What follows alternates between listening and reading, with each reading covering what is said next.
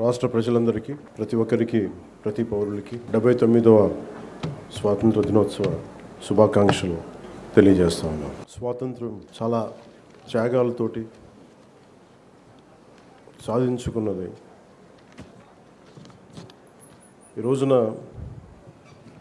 గౌరవ ప్రధానమంత్రి శ్రీ నరేంద్ర మోదీ గారి మార్గదర్శకంలో, ముఖ్యమంత్రి శ్రీ నారా చంద్రబాబు నాయుడు గారి నాయకత్వంలో అభివృద్ధి, సంక్షేమం సమపాళ్లుగా ముందుకు సాగుతూ ఉంది. ఇచ్చిన హామీల ప్రకారం సూపర్ 6ని అమలు చేస్తూ మహిళలకి ముఖ్య ప్రాధాన్యత ఇస్తున్నాం.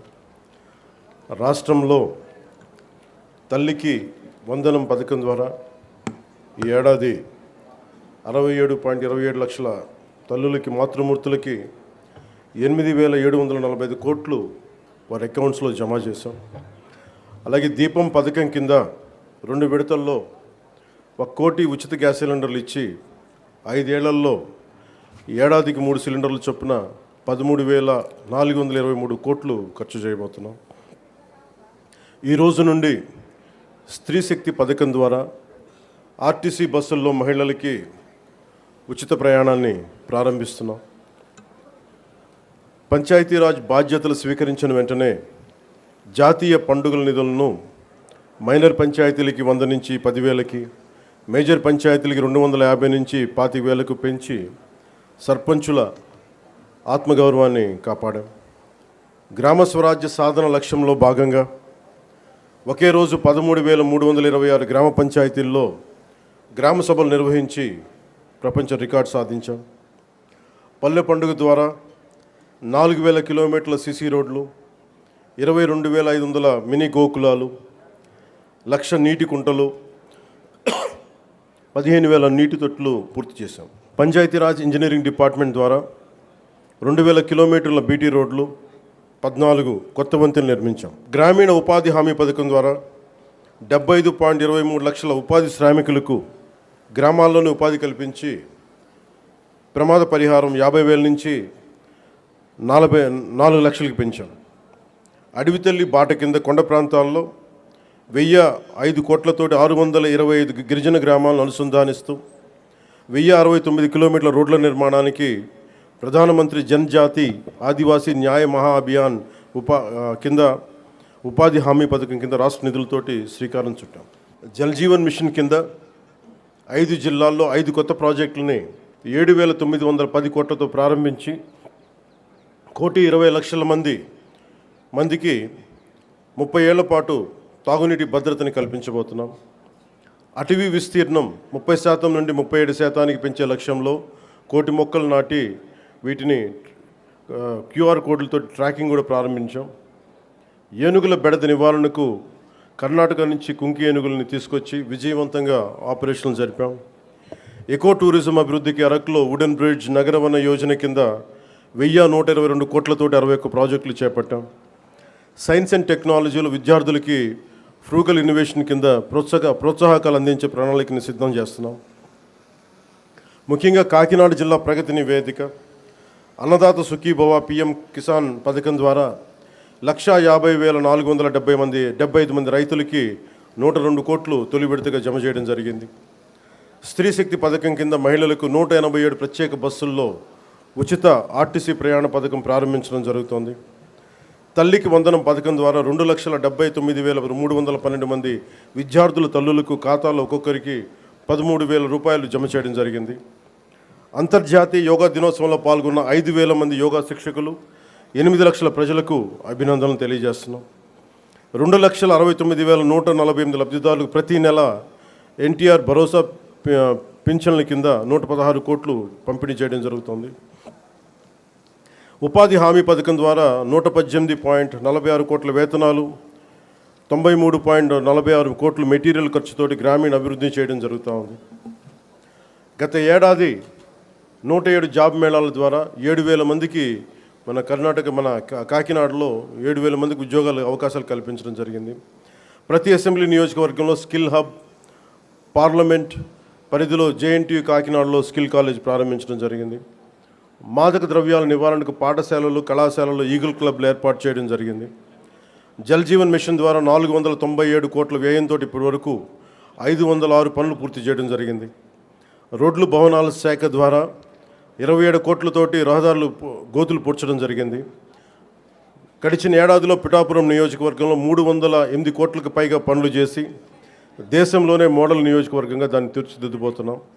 వచ్చే 4 ఏళ్లలో మరింత ప్రగతికి కట్టుబడి ఉన్నామని మీ అందరికీ తెలియజేసుకుంటా ఉన్నాం. ఇంత అభివృద్ధిని మనం సాధించగలిగామంటే ప్రతిసారి కొన్ని చీకటి రోజులు వస్తాయి ప్రతి ఒక్కరికి. మన రాష్ట్రంలో 2019 నుంచి 2024 వరకు ఒక డార్క్ డేస్. బ్రిటిష్ వాళ్ళు ఎలా పరిపాలించారో, బ్రిటిష్ వాళ్ళు దేశాన్ని ఎలా కబంధ హస్తాల్లో పెట్టుకున్నారో మన రాష్ట్రం కూడా అలాంటి కబంధ హస్తాలు పెట్టుకున్నప్పుడు స్వాతంత్ర సమరయోధుల స్ఫూర్తితోటి ఒకటే ఎదుర్కొన్నాం. బ్రిటిష్ వాళ్ళు నేర్పించి వెళ్ళిపోయింది మనకి డివైడ్ అండ్ రూల్, మనల్ని విభజించండి పాలించండి అని. కానీ ఎలా మన కూటమి ప్రభుత్వం మన స్వాతంత్ర సమరయోధుల స్ఫూర్తితోటి యునైటెడ్ అండ్ రూల్, కలిసి ఉందాం, కలిసి పాలన చేద్దాం, ఇదే కూటమి ప్రభుత్వం తాలూకు ముఖ్య ఉద్దేశం. ఈ స్ఫూర్తిని మేము స్వాతంత్ర సమరయోధుల పోరాట స్ఫూర్తిని నుంచి మేము తీసుకున్నది. ప్రతి ఒక్కరికి స్కూల్ పిల్లలకు కానీ పెద్దవాళ్ళకి కానీ ఆగస్టు 15న ఒక ఆనవాయితీగా కాకుండా దీన్ని మనం గుండె లోతుల నుంచి చేసుకోవాల్సిన అవసరం చాలా ఉంది. దీనికి వెనకాల ఎంత కష్టపడ్డారు నేను ట్వీట్ కూడా చేశాను. ఇదే రోజు నిన్న ఆగస్టు 14న లాహోర్ డిక్లరేషన్ సమయంలో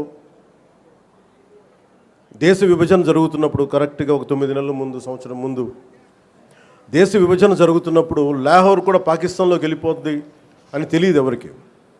సడన్గా డిక్లేర్ చేయగానే దానివల్ల అక్కడ ఉన్న ప్రజలు, భారతదేశ ప్రజలందరూ వెళ్ళిపోవాలి ఇక్కడి నుంచి అని చెప్పి మత ప్రాతిపాదికన పంపించేస్తే అది ఎంత దారుణాలు జరిగినాయి అంటే ఆగస్టు 14 వరకు అక్కడ రాత్రికి రాత్రి కొన్ని దశాబ్దాలుగా, కొన్ని శతాబ్దాలుగా వాళ్ళ దేశం, వాళ్ళ ప్రాంతం అనుకున్నది పరాయి దేశం అయిపోయి అక్కడి నుంచి పారిపోయి ప్రాణాలను అరచేతులు పెట్టుకొని రావాల్సి వచ్చిన పరిస్థితులు.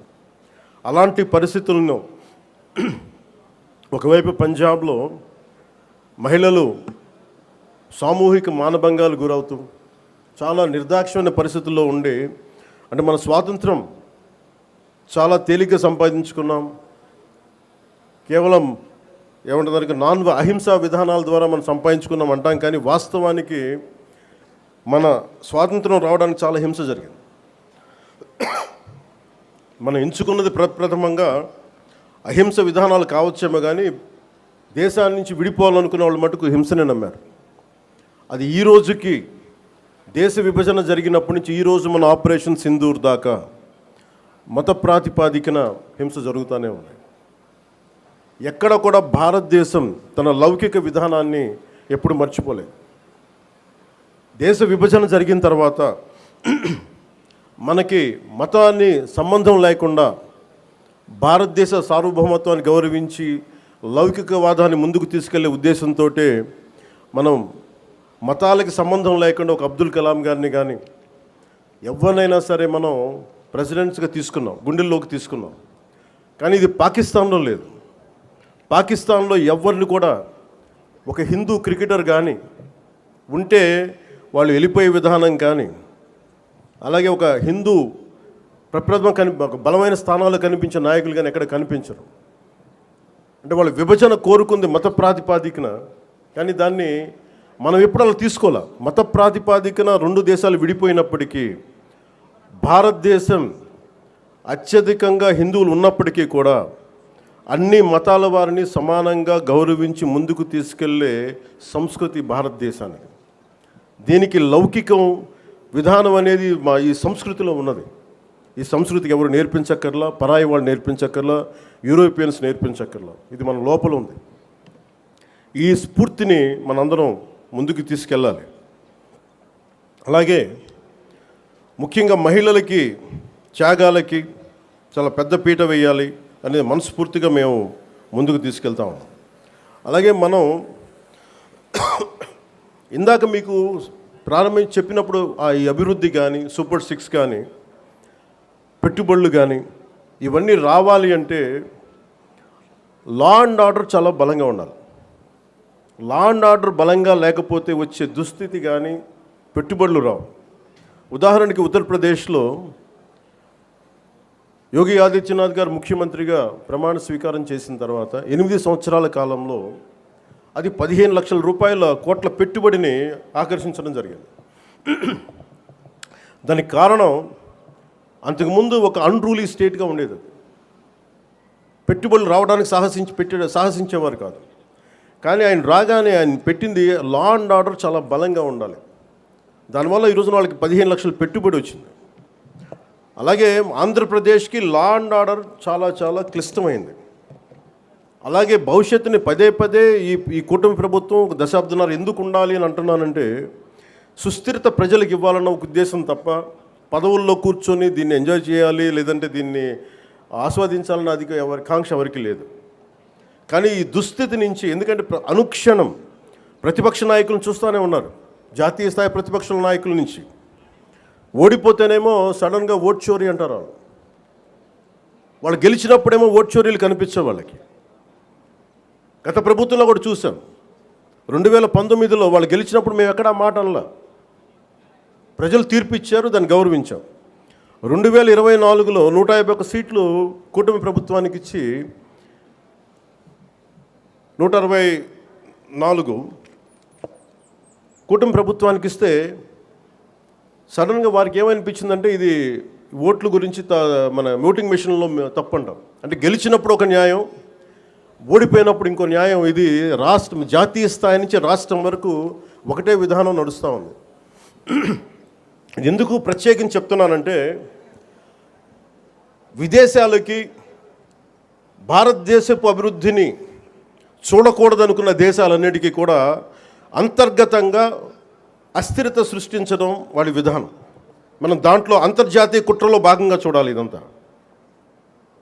ఎప్పుడైతే భారతదేశం అంతర్గతంగా బలహీనపడద్దో, ఒక కోటని దెబ్బ కొట్టాలంటే బయటోడు కొట్టడం కంటే కూడా లోపల ఉన్నోడు తలుపు తీస్తే వచ్చే నష్టం ఎక్కువ. అందుకని ఎప్పుడు కూడా విదేశీ శక్తులు అంతర్గతంగా ఎవరున్నారు భారతదేశంలో, వాళ్ళకి ఎలాంటి ఇన్ఫర్మేషన్ ఇస్తే బాగుంటుంది, వాళ్ళ ఎజెండాని వీళ్ళందరూ మోస్తున్నారు. దీన్ని ప్రజలందరూ కూడా చాలా సునిశ్చితంగా గమనించాలి. ఇది ఏమైపోతుంటే ఒక్కసారి వాళ్ళని లోపలికి రానిచ్చామా, మీరు 2019, 2024 చూశారు. రోడ్డు మీదకి రావాలంటే భయాలు వచ్చినాయి ఒక్కొక్కళ్ళకి. ఈ రోజున కూటమి ప్రభుత్వాన్ని తిట్టడానికి ఎవరు ఇబ్బంది పట్టట్లా. దేనికంటే ఇది ప్రజాస్వామ్యం, దీన్ని గౌరవించడానికి ప్రతి ఒక్కరికి మాట చెప్పేది. మీరు ఒక బాధ్యతగా మాట్లాడాలి, సద్విమర్శను సంపూర్ణంగా స్వీకరించే పరిస్థితులు ఉన్నాయి. కానీ గత ప్రభుత్వంలో చూస్తే విమర్శ చేయడానికి భయపడేవాళ్ళు. పోలీస్ అధికారులు డ్యూటీ చేయడానికి భయపడేవాళ్ళు.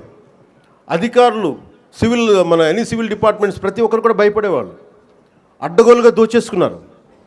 ఇవన్నీ కూడా విదేశీ శక్తులకి ఇది ఆలవాలం అయిపోద్ది. వారికి కనుసైగలు వీళ్ళందరూ మెలుగుతున్నారు. వీళ్ళందరూ అలా చూడాలి దీన్ని. అందుకని ప్రజల్ని నేను కోరుకునేది ఈ 79వ స్వాతంత్ర దినోత్సవ శుభ సందర్భంగా మీరు అంతర్గత శత్రువుల్ని ఒక కంట ఎప్పుడు మీరు కనిపెట్టి ఉండాలి. నేను కాకినాడ పోర్టు విషయంలో కూడా నేను అంత గొంతెత్తడానికి కారణం చాలా మనం ఎందుకులే మనం వదిలేస్తా ఉన్నాం. ఆంధ్రప్రదేశ్కి 974 నుంచి 974 కిలోమీటర్ల తీర ప్రాంతం ఉంది. ఇది మన పెట్టుబడులకి చాలా మంచిది. కానీ అది ఒక్కోసారి మనం సరిగ్గా లేకపోతే అది బలహీనత కూడా అయిపోతుంది. ముంబై దాడుల్లో కూడా అసలు ఏమాత్రం పర్యవేక్షణ లేని పోర్టుల నుంచి వచ్చేసారు. లేదంటే పర్యవేక్షణ ఉన్నా కానీ అమ్ముడైపోయిన వ్యక్తుల ద్వారా ఉగ్రవాదులు వచ్చేసారు. బాంబే దాడులు కానీ ఆర్డీఎక్స్లు వచ్చేసినాయి.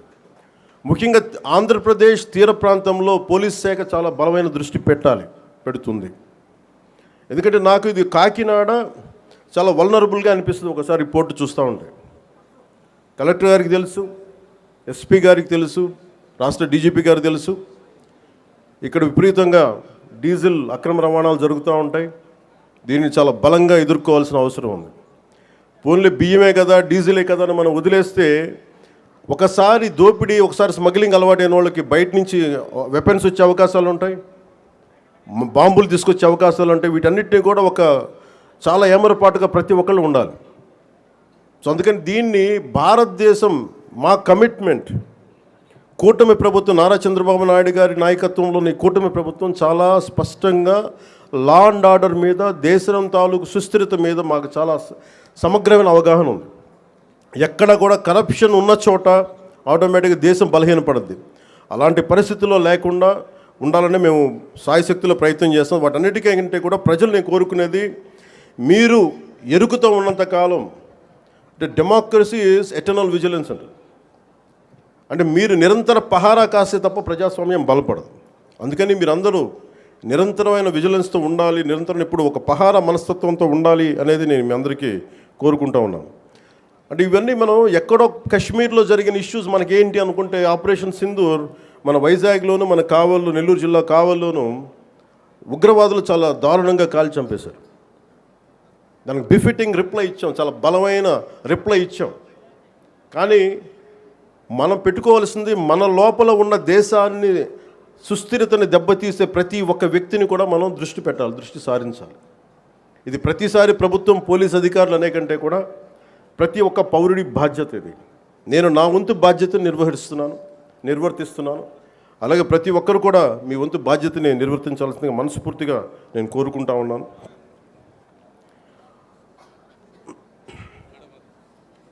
మీ అందరికీ కూడా మరోమారు మనస్ఫూర్తిగా మీ అందరికీ ధన్యవాదాలు తెలుపుకుంటూ, ఈ 79వ స్వాతంత్ర దినోత్సవ సందర్భంగా మరోమారు మీ అందరికీ శుభాకాంక్షలు తెలియజేసుకుంటూ సెలవు తీసుకున్నాను. జై హింద్.